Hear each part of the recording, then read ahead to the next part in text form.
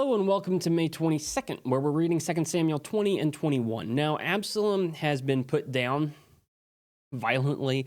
David has ascended to the throne again. He has become the king again. He has reconfirmed his kingship. He is back in charge.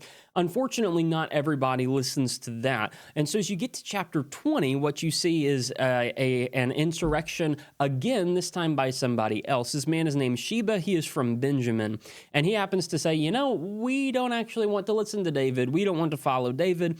We'll just do our own thing. And so they run away. He starts this rebellion going up into Benjamin. David's men go out to kind of, start putting it down and try to deal with it.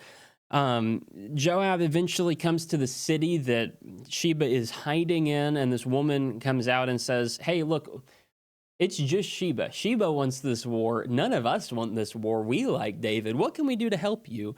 Joab says, cut off the man's head and we'll call it even. And so they do. Joab delivers the land of Israel back to David's hand again, and that rebellion is put down. But again, more violence and more issues that David's reign has to experience. Then as you get into chapter 21, you have kind of two different stories here.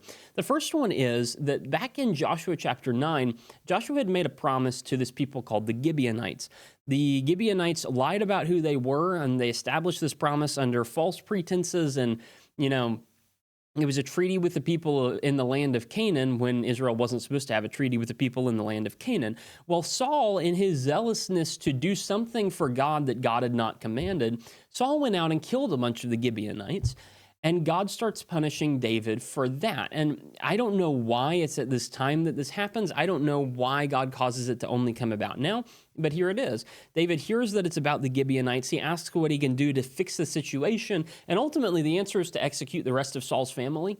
And so God, in setting up the situation, gets a way to clear out all of the old kingdom and make sure that David is the only one on the throne, just as he's cleared out Amnon, who was clearly bad. That guy wouldn't be a good king. He cleared out Absalom, who was clearly bad. That guy wouldn't be a good king. He's clearing the way for David alone, and he's clearing the way ultimately for Solomon to come in. But we'll see him in 1 Kings, and so we'll leave him for there. At the end of chapter 21, the other thing that happens is there's another war with Gath. Of course there is. With the Philistines that are coming up who attack David, David's reign is just war after war. It's not stuff that he initiates even. It's stuff he's the recipient of. God had promised violence would come to his house personally and to his kingdom. And so these things are all happening right before them.